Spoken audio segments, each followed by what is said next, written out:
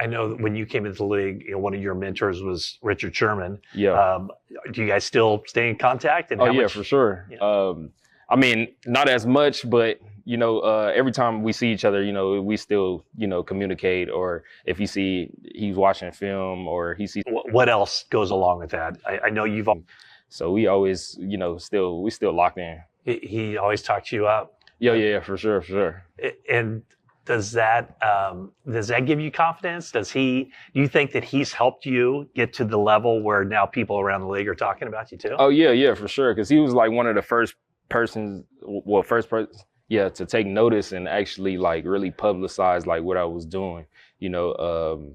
Just being on the team, full of stars. We had Nick Bosa, Fred Warner. We had all these stars, Tyler Funga. We had all these guys, and he like singled me out because like I wasn't getting no love for real. But I was just kind of working in silence. Do you think you're still working in silence a little bit? A little bit. It feels like it, because I don't get a lot of action, and then around the league, they got the guys who they like. So, I don't feel like I'm, like one of those guys yet. Okay. So I'm still, So still working. You got a Monday night game. Yeah. And it's a national television audience.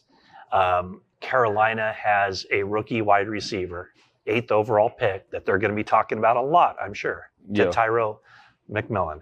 You're going to be on him a lot. Do you kind of take that challenge? Just, looking at my film and then seeing where I can. Now, this is a real opportunity to take your game to an even higher level. Yeah, I mean, I'm always up for the challenge, but every time I get my hopes there, and then the game day shows, and then it's a totally different game plan for the other team. But if I am, I'm proudly accept that challenge. I love, playing football, playing ball, being challenged. That's who I am. So when you say that, total different game plan, you're talking about teams not throwing your way. Yeah, and then like their receiver or their guy goes to the other side, and I don't see them as much. You don't back down from a challenge. You like to stir it up a little bit too. When did that start? Like, does that fuel you when you start talking trash? Yeah, I feel like it brings out the best of both players. Like I want to see guys at their best. Like I want your best. So like at the end of the game, it ain't no excuses. Oh, I was hurt a little bit. None of that. It's mano y mano. 100% when we both healthy. Like I ain't gonna tell you about no injury I got. It don't even matter. We gonna play. Do you have a favorite player in the NFL you like to challenge, and that you can sense that person, either you get under that person's skin or it's a good back and forth? I ain't really got that back and forth yet, from somebody. I mean, yeah, I haven't really got that back and forth yet with anybody yet.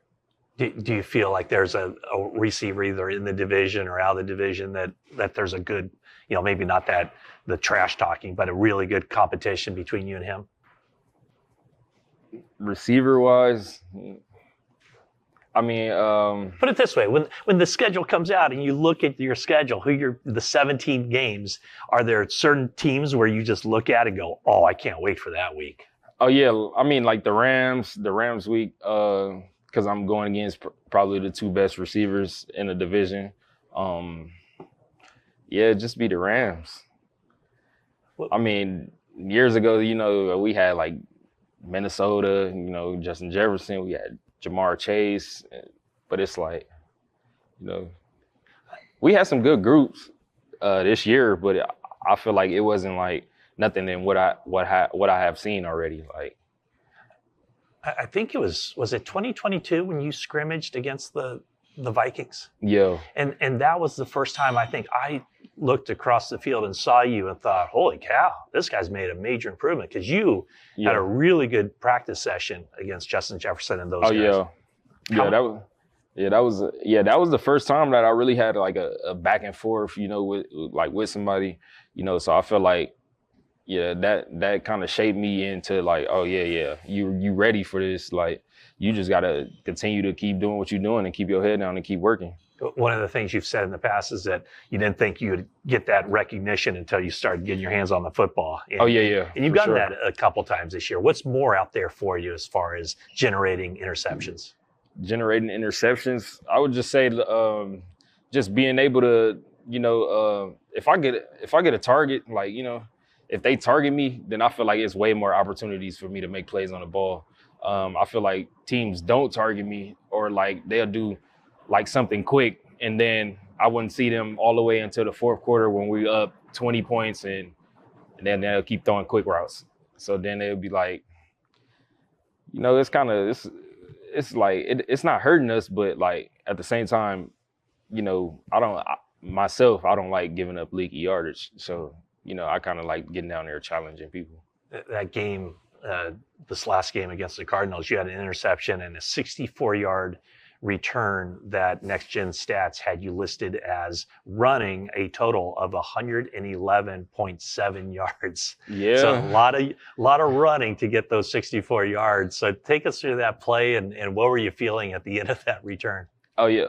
So we was in cover 4, and then the Cardinals, they ran like one of their core seam routes. Like it's a 2x2. They lined up in 2x2 and they went seams.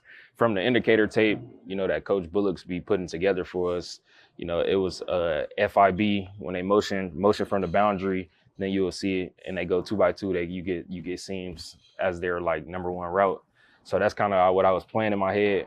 So then once I seen our rush getting after the quarterback, he kind of scrambled out. Then I was like, I seen my number 1 receiver. He was like creeping on the sideline. He was waiting for like one of them bailout throws. So then I kind of like waited for him because I wanted the quarterback to think that I was still gonna play it deep. Then once I seen him release the ball, I had broken the ball and was able to catch it. Is that a play you could have made as a rookie?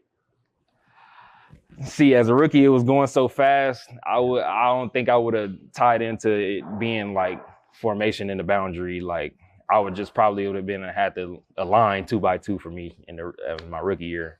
Because I feel like that was like really kind of like a vet. Kind of seeing that whole formation, that FIB, knowing what I studied and just actually believing in it. Yeah. So Monday night, you'll be wearing your cleats, My Cause, My Cleats, yes, in front of a national television audience. Tell me about that. The cleats is based on it's for my little sister. She has Down syndrome. What's her name? Kalia Lenoir.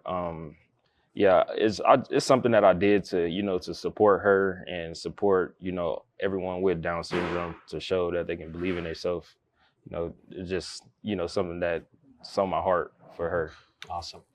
One last thing, just for the rest of the season, what is this team capable of, and how big of a game is this coming up on Monday for you guys? Yeah, this is a big game for us. Nevertheless, that it's at home, but this can possibly, keep building the chemistry of our team. I feel like, we can really do something. Everyone just got to believe, and we got to have that will. Keep having that will to win. Like I feel like this whole season for us has been that will to win. With all the injuries we didn't face, all the obstacles we didn't went through, all the adversity. We still finding a way. So I feel like this team can be, as good as we take it, whether that's to the playoffs or whether that's to the Super Bowl. All right. Captain Deommodore Lenoir, thanks so much. Appreciate you.